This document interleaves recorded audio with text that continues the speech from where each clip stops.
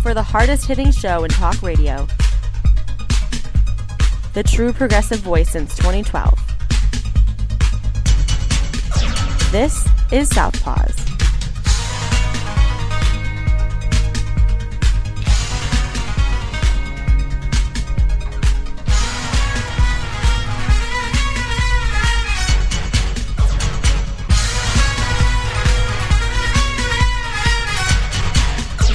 And welcome to Southpaws on the Pacifica Radio Network. We are the leaders of the revolution. I'm Darren Gibson.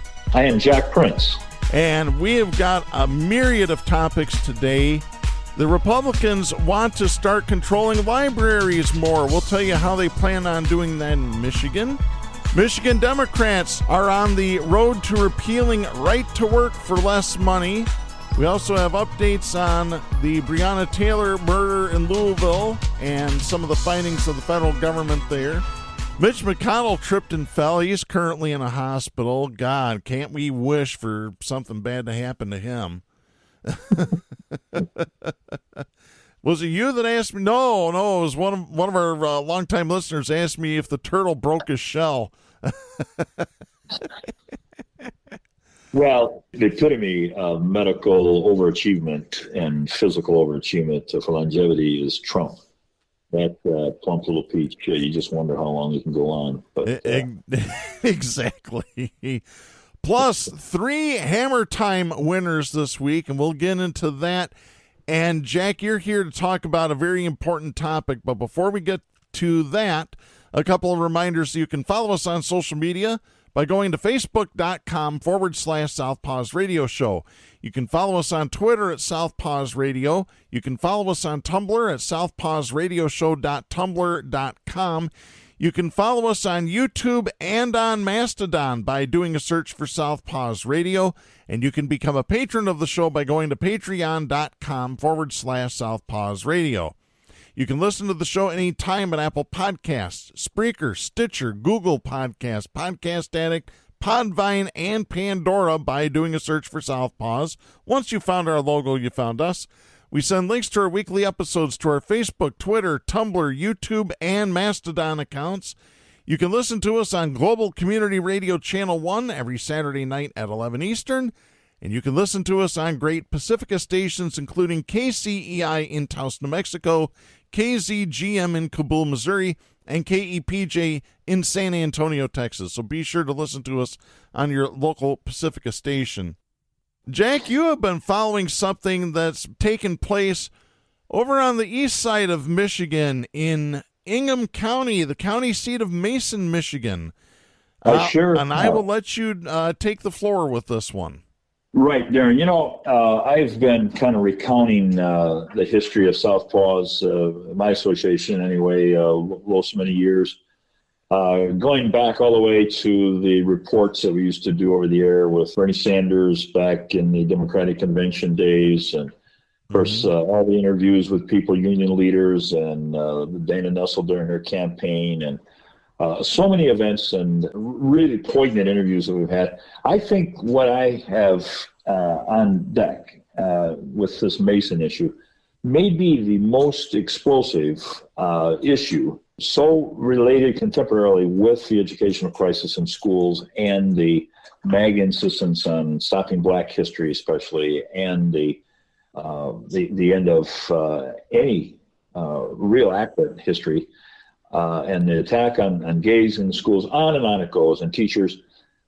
This may be the most poignant issue and event that we've ever had, in my estimation. And what it is, I was sitting in my chair watching the evening news on local Channel 8, Wood Radio, and there was mention of... Wood TV. I said Wood Radio, I'm sorry, Wood TV. two totally different companies, we should say. The television began telling me about a vote in Mason, so I perked right up, and it was dealing with a rejected proposal to have an honorary day commemorating Malcolm X and his time in Mason, Michigan. Which was pretty significant time, correct? Yeah, most certainly was, particularly at the time in his life. The broadcast then went to an interview that they conducted I thought it was Wood Interviews, but evidently it was a sister station, WNLS from Lansing. Yep. Talked to who I believe was either the city manager or the mayor or one of the board members. He was a Mason city official.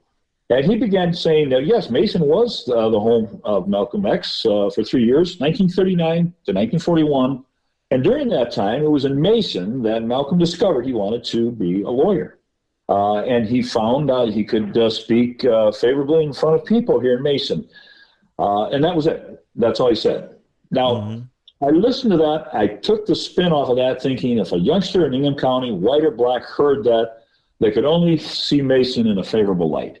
That yes, indeed, it was Mason that took this seventh grader and engendered, a career where he would, in just 20 years, be considered the greatest American orator.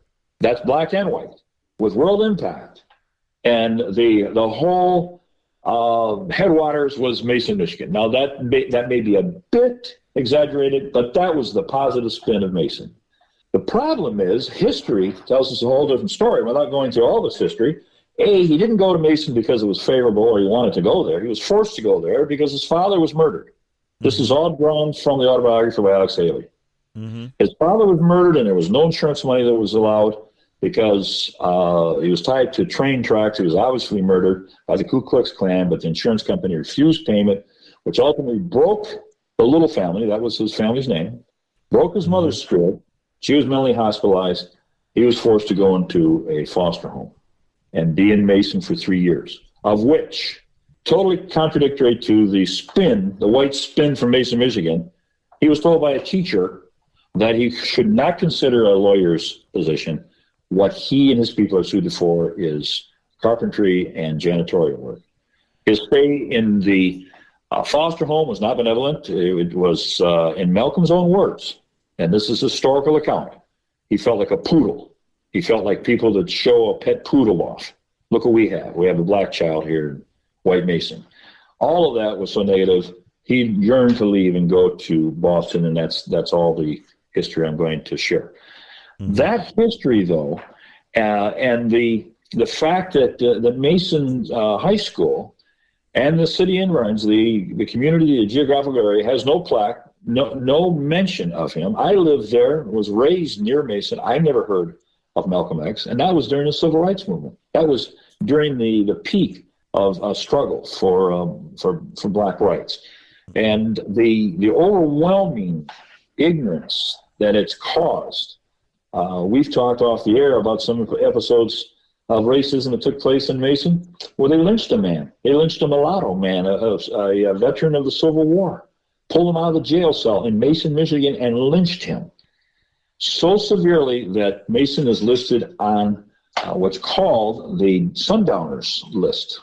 This is a very respected book that lists all the towns in the United States where there was extreme racism and racism that continues to this day. Yeah, let me go ahead and pitch the name of that book. It's called Sundown Towns, A Hidden Dimension of American Racism by James W. Lowen. One woman realized that this dearth, this complete absence of any historical account or accurate account in the city of Mason, including the school, meant that she was going to push for a day of recognition, of which they, without any comment, just voted down lickety-split, with no pre-discussion even. She's taken upon herself to challenge that decision. She's getting support, and I picked up on the story. I've talked with her. She was open to an interview, which Southpaws is going to take place in the county seat of Ingham County sometime in May. I know we promise the listeners that there will be more directions and information coming, but the idea that the most famous black speaker, equal of magnitude of Martin Luther King, would not even have a day of commemoration in Mason is indicative of the atmosphere and the culture that's existed there for decades. I'm looking forward to, like I said, I've got to go with Sharon to a rehab with her leg, and I'm going to talk to you later, Darren, about this very event. I'm excited about it, and I'm looking forward to it. So, folks, we'll let you know. We'll let you know exactly where it's going to be, and I'm already being contacted by a number of groups that plan on attending. The media will be there, and I think it's going to be a real day of light into this issue, which is so crucial right now. DeSantis wants to make America Florida. He wants to drive out AP, Black history, and all forms of Black history. You know that story. This is a huge issue, and I think we've got them right by a nerve on this one. So looking forward to it there. Yeah, I didn't mention this to you off air, but I will now. On the way home today, I saw a Ford pickup truck, a white Ford pickup, and on the back glass, it said, "White privilege," right across the top. "Let's go, Brandon." And then he had a bumper sticker on it that said, "Life is hard.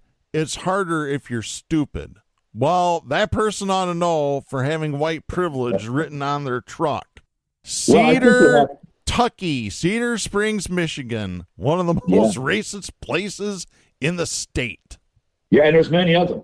You'd be shocked with the contents of that book. But I want to close with this. When you talk about the stupidity that this man claims to be free of, the number one group that still is the wind under Trump's wings this last week when he spoke at CPAC are the non-college educated group.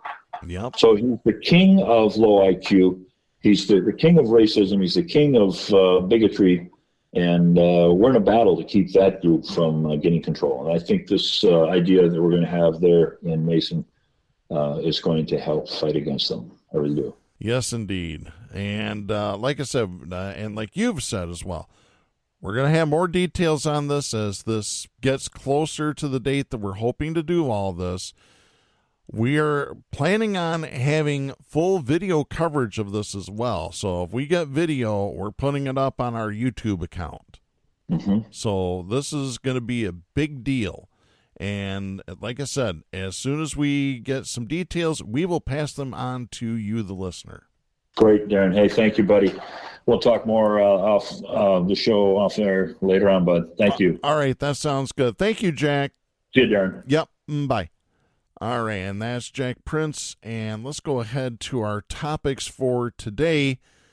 I want to get right to the first one. Talking about education, this is Jordan Hermani writing for mlive.com. This is dated March 7th.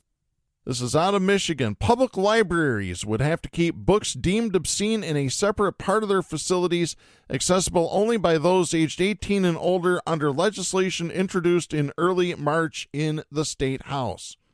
House Bill 4136, sponsored by Representative Neil Frisk of Charlevoix,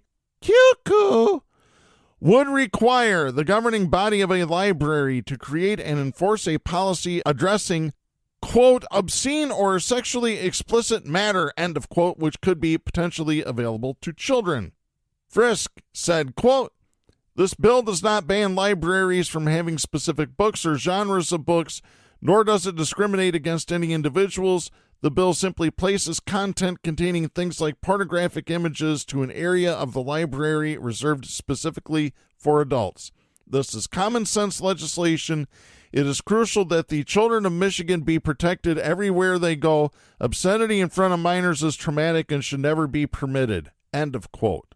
Funny he mentions that children should be protected everywhere they go, because earlier this week, the Michigan Republican Party, led by brand new state chair Christina Caramo, said that the party is fully against any single gun legislation that is being put forth in the legislature as a result of the shooting at Michigan State University that took place just a couple of weeks ago.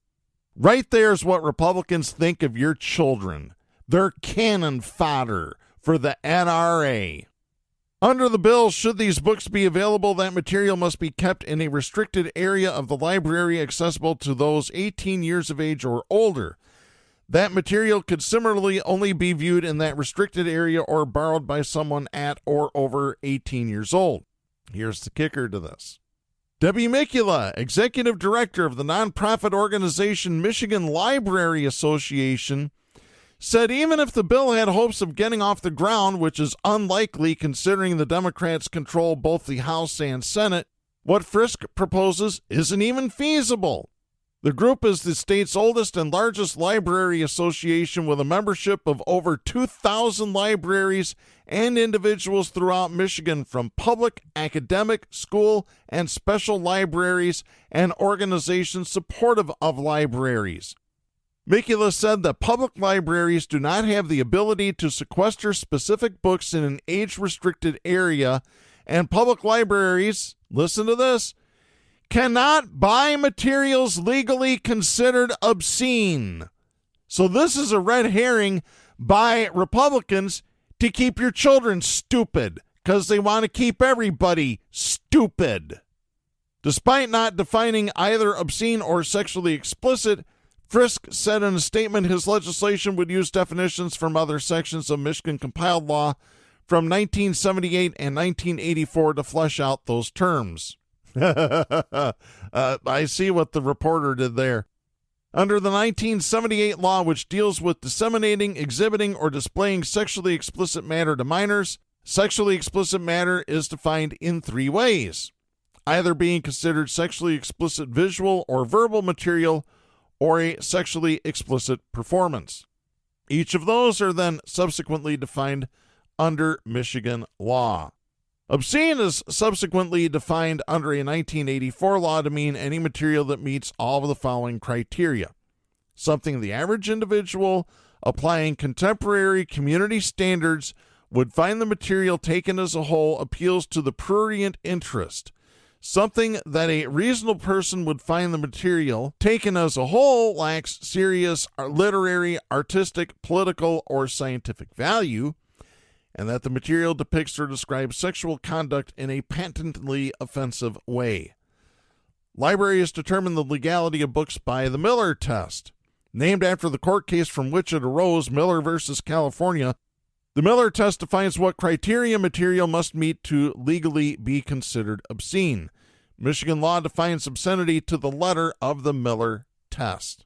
And by the way, I studied Miller versus California when I was taking criminal justice at Grand Valley, or constitutional law, I should say. Additionally, in a December 2021 memo regarding book challenges, the state's Library of Michigan even acknowledged that material was not considered obscene, quote, simply because it is depicting activity that is controversial or nonconforming to what is considered normal, end of quote. Mikula said, quote, in a public library, parents are in charge of their children under 18. This is different than a school library, but a parent is in charge of their children and what they check out. Public libraries do not take on the role of a parent, and it's a parent's responsibility to decide what materials they will allow their children to read, end of quote. Mikula added this, quote, it's the parent's responsibility to decide what materials they will allow their children to read. The parent is already in charge. So why are we talking about a back room for 18 and olders? End of quote. Because Republicans also want to sexualize your children. And I'll just say that right here, right now. Because everything that they accuse Democrats of, they are doing themselves. They're projecting. They're projecting what they really feel on others. Well, I'll tell you what, let's go on to our next story here. This is great news for Michigan workers. This is Joy Capoletti writing for the Associated Press, dated March 8th out of Lansing. Michigan's Democratic-led legislature moved Wednesday to repeal the state's right-to-work law that was passed more than a decade ago when Republicans were in control. Absolutely beautiful. It's about time. Repealing the law, which prohibits public and private unions from requiring that non-union employees pay union dues even if the union bargains on their behalf, has been a top priority for Democrats since they took full control of the state government this year. Party leaders announced Tuesday that they planned to bring the repeal to a vote in the State House on Wednesday, which they have, and it's passed. The State House is also expected to vote Wednesday on restoring the state's prevailing wage law, which requires contractors hired for state projects to pay union-level wages. The House Labor Committee advanced the bills early Wednesday along party lines.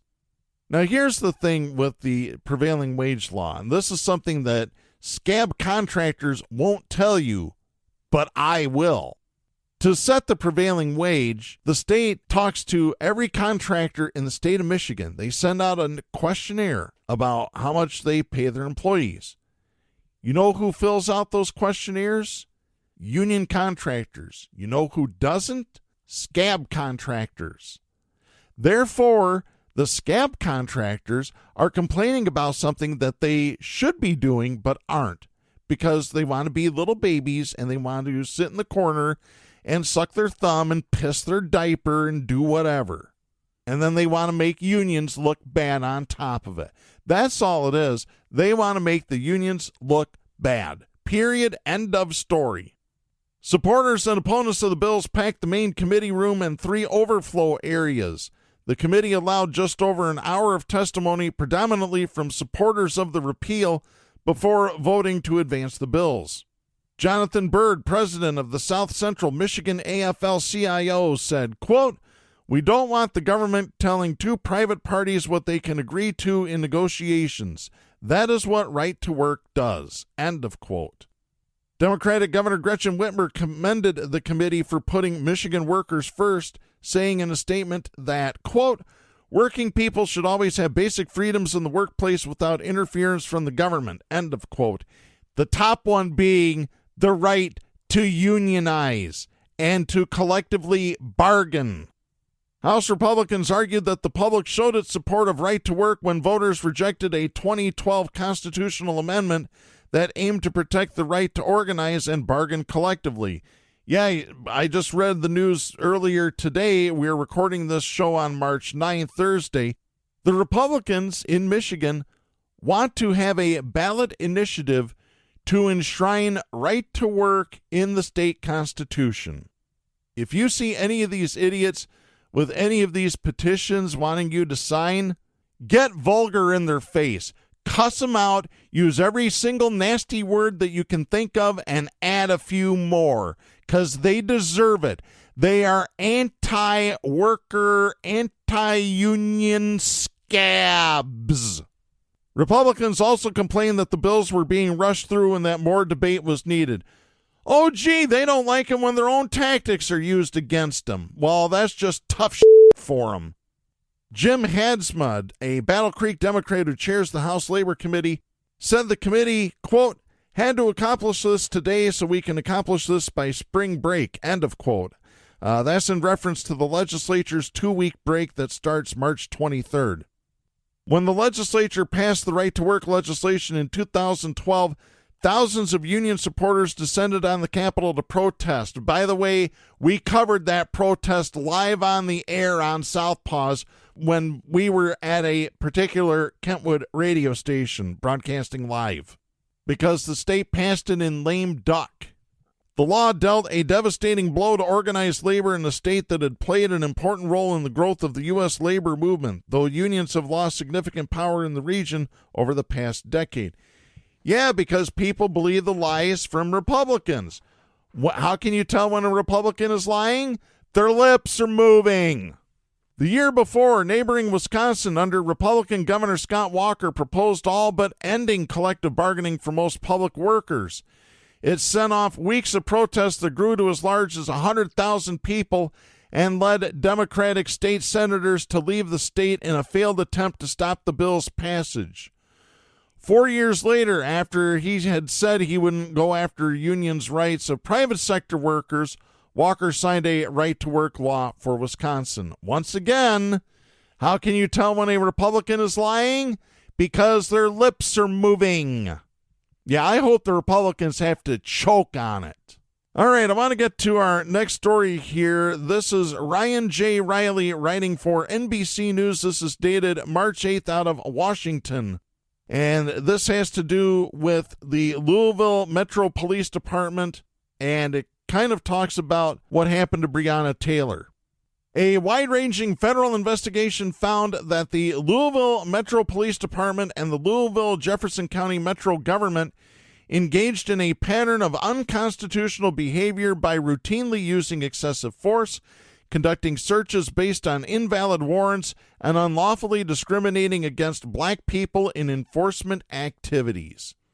The review conducted by the Justice Department's Civil Rights Division also found that police violate the rights of those engaged in protected speech critical of policing, and that some officers used racial slurs about black citizens. The city has reached an agreement in principle to resolve the constitutional violations found by federal investigators. Again, that is according to the Justice Department. The report is similar to those issued in several other cities, including Ferguson, Missouri, after the death of Michael Brown in 2014. The Trump administration backed away from federal investigations into unconstitutional policing, and the investigation into Louisville was announced early in the Biden administration in 2021. Yeah, because Trump and all of his cronies are a bunch of bootlickers. They're fascist bootlickers. And they're racist, too. They don't give a f***. The Louisville investigation came in the aftermath of the botched police raid that led to the death of Breonna Taylor in March 2020. 4 Louisville police officers were federally charged in August in connection with Taylor's death. The Department of Justice's pattern and practice investigation was not a criminal probe, but rather looked at broader systemic issues in the police department. Well, right there is a problem. It should have been a criminal probe. One Louisville Metro Police Department leader told federal investigators, quote, "Breonna Taylor was a symptom of problems that we've had for years," end of quote. The report said the police officers' actions do not happen in a vacuum and noted that segregation, poverty, and violence affected policing in the racially segregated city.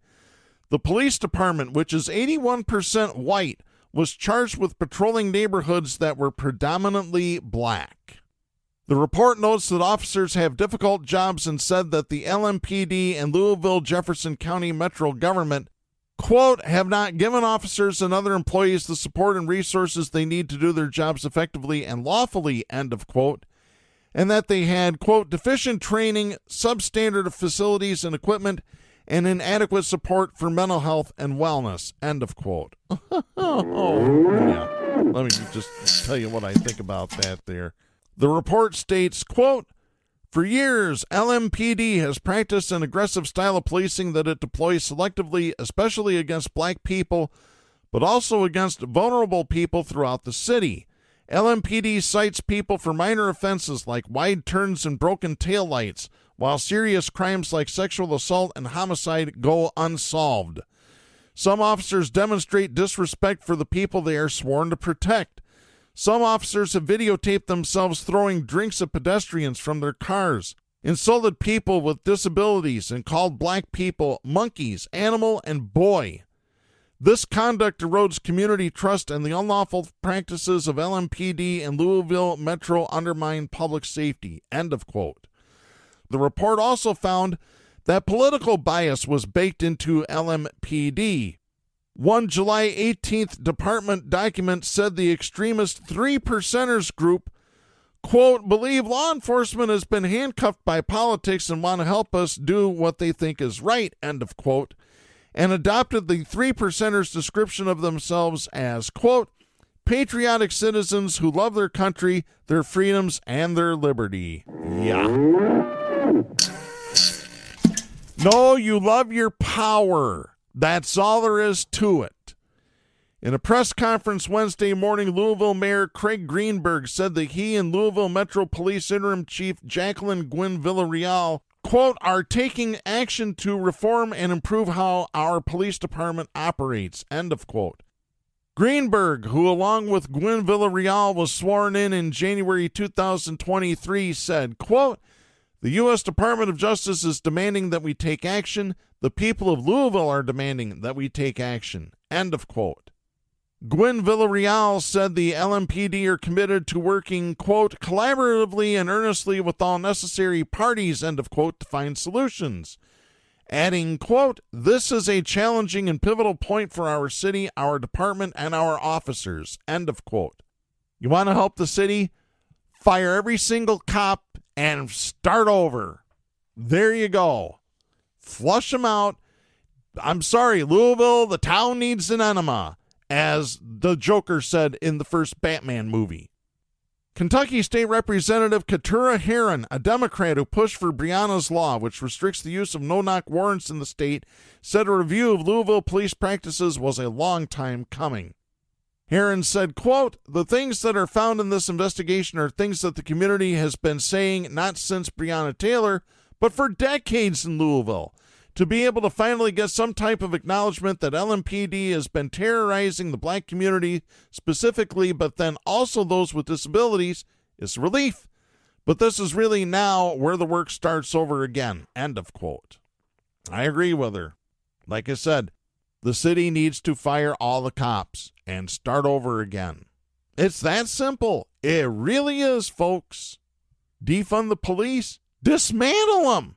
When they are this power hungry, the only fix is to dismantle them and start over again. Speaking of an organization I would love to see dismantled, let's talk about Fox Propaganda Channel and News Corporation.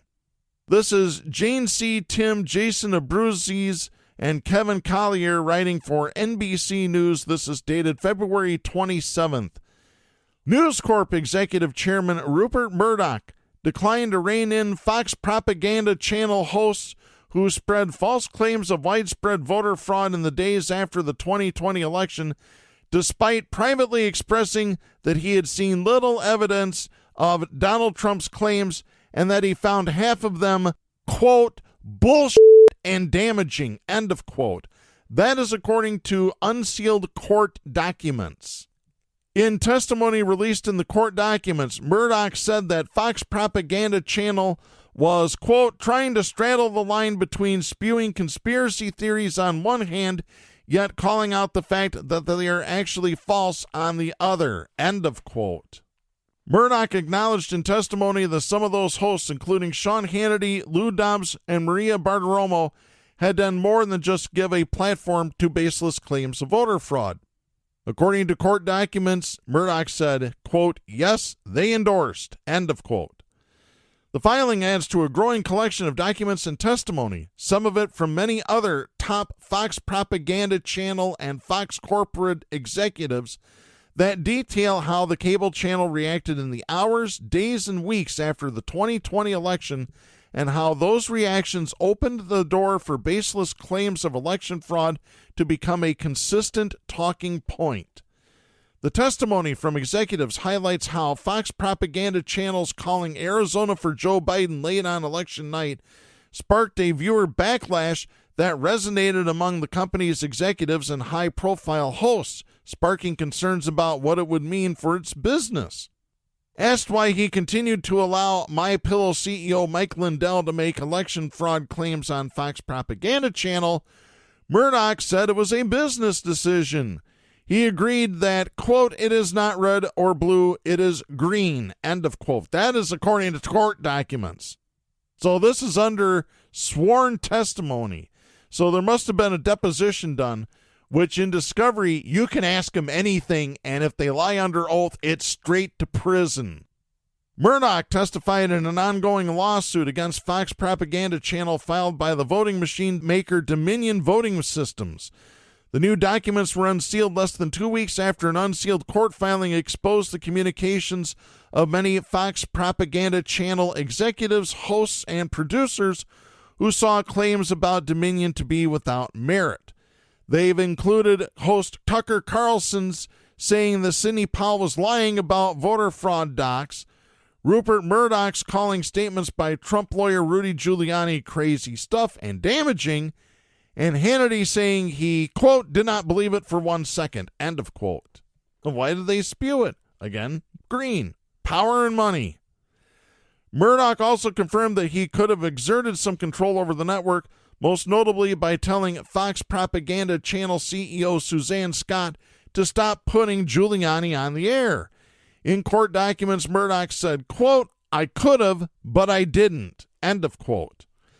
Dominion first sued Fox Propaganda in March 2021, seeking $1.6 billion for what it alleged were lies that, quote, deeply damaged Dominion's once thriving business, end of quote. Fox Propaganda Channel has defended its coverage and called the lawsuit baseless. Yeah, well, you'll find out. In a statement, the company said, quote, Dominion's lawsuit has always been more about what will generate headlines than what can withstand legal and factual scrutiny, as illustrated by them now being forced to slash their fanciful damages demand by more than $500 million after their own expert debunked its implausible claims. Their summary judgment motion took an extreme, unsupported view of defamation law that would prevent journalists from basic reporting, and their efforts to publicly smear Fox for covering and commenting on allegations by a sitting president of the United States should be recognized for what it is, a blatant violation of the First Amendment. Oh, really? From an actual journalist that's talking to you right now, lies are not covered by the First Amendment. Period. End of story.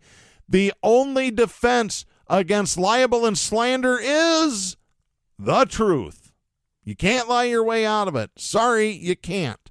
And as far as I'm concerned, show me one single journalist working for Fox Propaganda Channel, because I don't see any.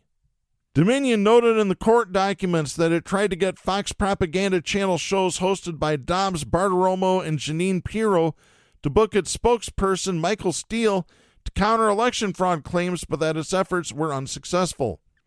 A search of the Fox Propaganda Channel website shows Steele did appear on at least one news program, America's News Headquarters. More like their propaganda headquarters. Yeah, I'm just going to stop right here and go on to the next one. This is Jane C. Tim writing for NBC News. This is dated March 8th. By early 2021, Fox Propaganda Channel hosts and executives were ready to move on from Donald Trump and his insistence that the election was stolen. Host Lou Dobbs texted a producer on his show on January 3rd, quote, It's been 8 weeks and none of them has produced anything tangible or verifiable, and now he wants thousands of his supporters to go to D.C. without shelter or food to demonstrate. I believe the election was stolen, but without evidence, we can do nothing significant. End of quote. In a January 4th text to an unidentified person, Tucker Carlson wrote, quote, We are very, very close to being able to ignore Trump most nights. I truly can't wait. I hate him passionately. I can't handle much more of this. End of quote. The revealing private messages were unsealed Tuesday night, part of a massive cache of evidence in the $1.6 billion Dominion defamation suit against Fox Propaganda Channel and Fox Corporation. They paint a remarkably frank picture of how key players at Fox Propaganda Channel viewed the stolen election lie that motivated a mob to storm the U.S. Capitol on January 6, 2021. And I'm just going to skip right on over to the next story that involves this, and it has to do with House Speaker Kevin McCarthy releasing video of January 6 to Tucker Carlson. So let me get to this story. This is Shahil Kapoor writing for NBC News. This is dated March 6th out of Washington. Fox Propaganda Channel host Tucker Carlson Monday released security video from the January 6th attack on the U.S. Capitol using footage provided exclusively to him by Speaker Kevin McCarthy to portray the riot as a peaceful gathering. Carlson acquired the tapes as part of a push by the Republican out of California to win the Speaker's gavel. When McCarthy was struggling to gather the votes to lead the House, Carlson used his program to list 2 concessions he can make to win over far-right Republicans. After McCarthy faced 3 failed votes, Carlson said, quote, First, release the January 6 files, not some of the January 6 files in video, all of it, so that the rest of us can finally know what actually happened on January 6, 2021. End of quote. Carlson announced in late February that McCarthy had given him exclusive access to 44,000 hours of security video from the deadly riot before he unveiled some clips of the video on his show Monday night. Carlson focused Monday's segment on promoting Donald Trump's narrative by showing video of his supporters walking calmly around the U.S. Capitol. He asserted that other media accounts lied about the attack, proclaiming that while there were some bad apples, most of the rioters were peaceful and calling them sightseers, not insurrectionists. Carlson told his audience Monday, quote, "The footage does not show an insurrection or a riot in progress. Instead, it shows police escorting people through the building, including the now famous QAnon shaman." End of quote. He continued, quote, "More than 44,000 hours of surveillance footage from in and around the Capitol have been withheld from the public, and once you see the video, you'll understand why. Taken as a whole, the video does not support the claim that January 6th was an insurrection. In fact, it demolishes that claim." End of quote. Video that Carlson didn't air shows police and rioters engaged in hours of violent combat. Nearly 1,000 people have been charged in connection with the Capitol attack. About 140 officers were assaulted that day, and about 326 people have been charged with assaulting, resisting, or impeding officers or employees, including 106 assaults that happened with deadly or dangerous weapons. About 60 people pleaded guilty to assaulting law enforcement. 2 pipe bombs were also planted nearby but were not detonated. And I just cannot continue. By the way, many in the Republican Congress have called out Carlson over his descriptions of the video and the videos that he's played. One congressman, and I forget who it was, when asked about what he thought of Tucker Carlson's presentation on Fox Propaganda Channel, responded with this quote, "It's bullshit." And that's all exactly what it is. It's total bullshit. And I'm just, drives me insane. Something else that continues to drive me insane. Let's go to our next topic. Stop! Hammer time! Oh, yeah, it's hammer time. It's time to drop the hammer on the douchebag of the week, and we've got 3 winners for you this week. Let's start out with winner number 1, Arkansas Governor Sarah Huckabee Sanders. I have this story. This is Rose Horowitz writing for NBC News. This is dated March 8th. Arkansas Governor Sarah Huckabee Sanders signed a measure this week loosening child labor protections in the state. Under the Youth Hiring Act of 2023, children under 16 do not have to obtain permission from the Division of Labor to get a job. They will no longer need to get an employment certificate which verified their age, described their work and work schedule, and included written consent from a parent or guardian. Sanders signed the bill into law Tuesday. Alexa Hennig, Sanders' communications director, said that the permit requirement had, quote, placed an arbitrary burden on parents, end of quote, who needed government permission for their child to get a job. In a statement to NBC News, Hennig wrote, quote, all child labor laws that actually protect children still apply, and we expect businesses to comply just as they are required to do now. End of quote. Yeah, I don't believe that. The move comes as the Biden administration has sought to crack down on child labor after media reports, including by NBC News, on the employment of minors, sometimes in grueling and dangerous jobs. It also comes as several other states consider legislation to undo child labor laws. And by the way, one of those reports was the New York Times expose that we talked about on last week's show that revealed 13-year-old children, migrant children, working in factories in good old Grand Rapids, Michigan, packaging food and making auto parts. Last month, the Labor Department announced it had found more than 3,800 children working at U.S. companies in violation of federal law. Over 100 children, some as young as 13, were working hazardous overnight jobs cleaning slaughterhouses for Packers Sanitation Services Incorporated, one of the country's largest food sanitation companies. The Labor Department said that some of the kids, and that's what they are, kids, children, used, quote, caustic chemicals to clean razor-sharp saws, end of quote. 10 of those violations occurred in Arkansas. Since 2018, the Labor Department said that there has been a 69% increase in the number of children employed illegally by companies. Critics of the new measure argue it would eliminate protections at a time when children are increasingly being exploited by companies. But again, Arkansas isn't the only other state. One bill advancing in the Iowa legislature would allow 14-year-olds to perform some work in freezers and meat coolers and would allow children under the age of 16 to work up to 6 hours a day while school is in session.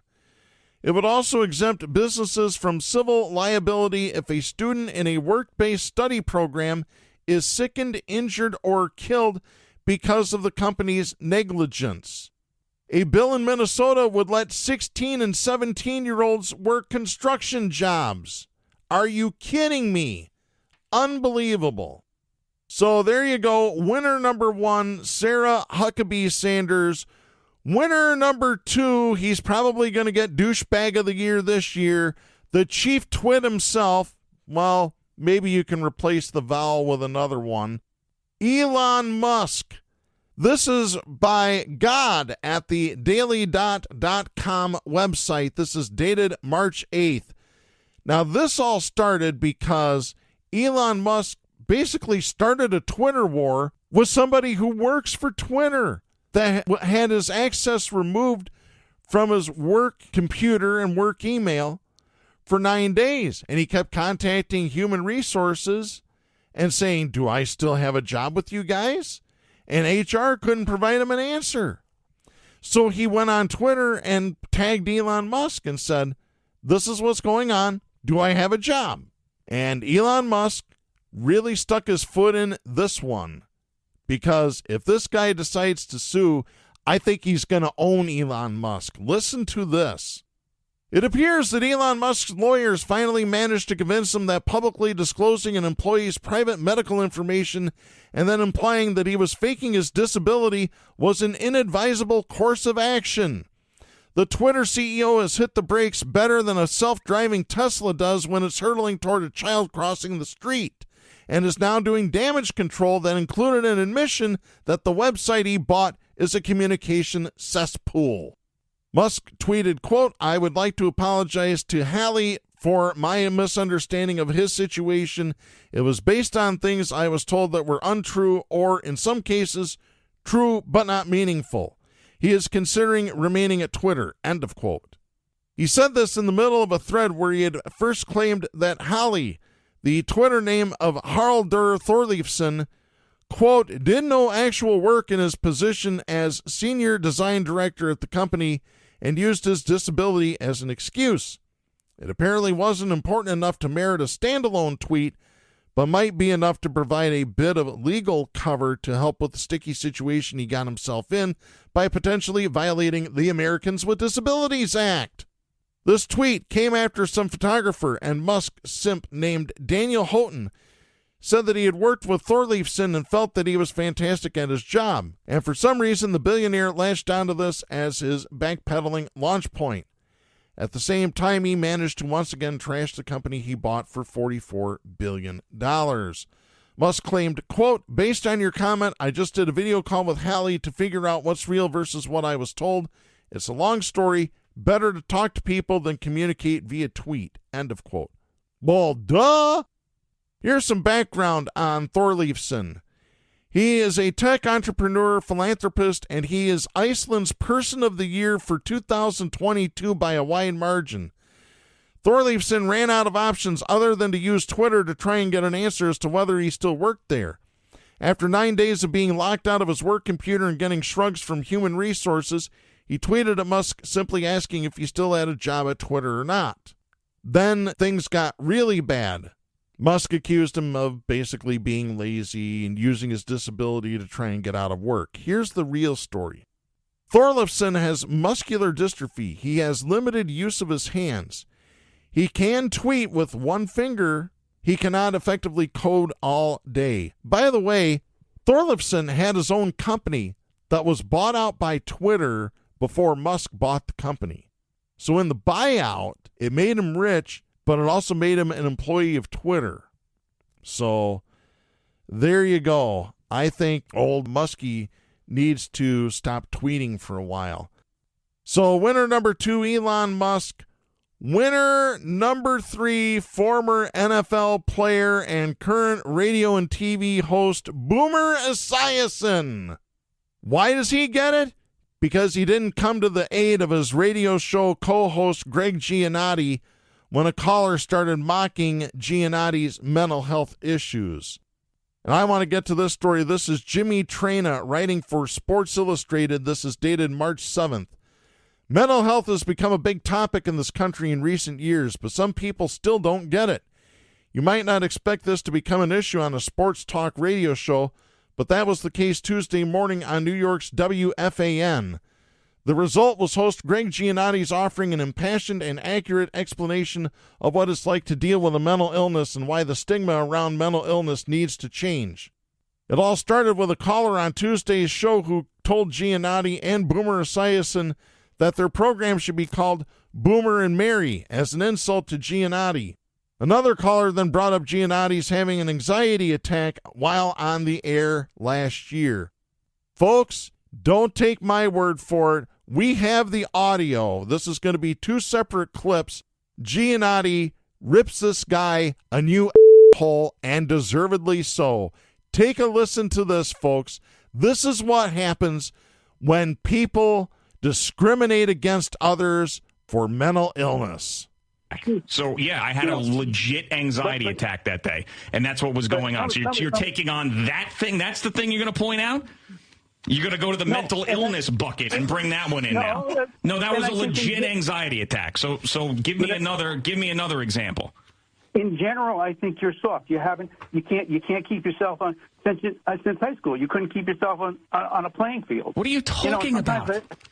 What do you mean I wasn't good at playing sports? You're always injured, and they show that clip of you running down the first baseline. Yeah, because I was fat and out of shape and had a bad hamstring. What are you, like, you run marathons or something? I don't understand. I'm not an athlete. I'm a talk show host. What does that have to do with anything? No, I don't run marathons. Okay, so what does me not being an athlete have to do about how I do my job, which is to entertain? Well, let me ask you a question, or let me ask Boomer a question.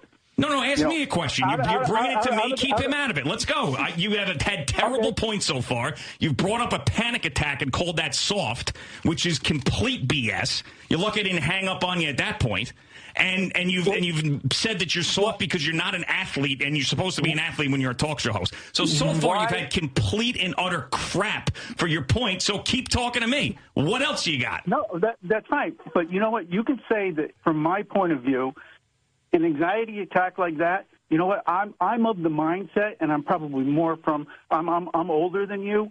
You know, you just got to suck it up. Oh my God, you serious, Bill? You got to suck it up. You know how many people have killed themselves because they were told to suck up their mental illness? Seriously, you know how many people? That's the most insulting thing I've heard all the time. I've gone to therapy. I'm on 2 different medications. I'm trying my best to get through the things that I have wrong with me. And you're telling me to suck it up? I mean, this is why you get a lot of people who go through real trauma that are out in like wars and then come back here and kill themselves because they were told to suck it up because of guys like you, Bill in Connecticut, because I'm soft because I had a panic attack. That's a real thing, man. It's a real thing. So there's the first clip, and we're going to play one more clip. And Giannotti really goes off on that caller in the second half of this clip. I am going to mention a couple of things. At a couple of points in the audio, you're going to hear the voices immediately drop and replaced with music. That was the effort of CBS to keep profanity from being broadcast over their airwaves. Secondly, there's a point in the audio where Boomer Esiason gets up and leaves the studio. And this is why Boomer Esiason wins Douchebag of the Week. I'm going to play the clip right now. Take a good listen. Tell that to guys like Kevin Love. Kevin Love, who, by the way, in the NBA, suffers from anxiety. He doesn't get hurt. He's not soft. He plays professional sports that live up to your standard, Bill in Connecticut. He's got anxiety. Is that okay? Is that okay? There's people who have fought in wars who have come back way tougher than I'll ever be and have anxiety. Are they soft? Or are you...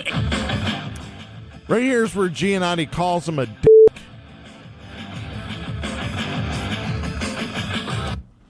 Those of us who admit that we've got issues, whether it be depression or anxiety, and deal with it in our lives to get to be in a better place, are not soft. You, my friend, you are the soft one. He then calls the guy an idiot and calls him a dick again. The last thing that people are who confront their mental issues to have a better life for them and their families is soft. That's the last effing thing. I'm of the old school. No, you're not. You're an idiot. You're an idiot who hasn't developed.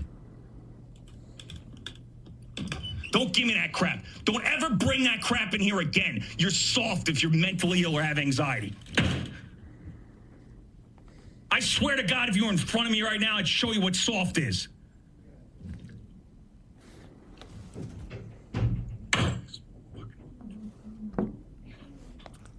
And right here's the point where Boomer Esiason gets up out of his chair and leaves the studio.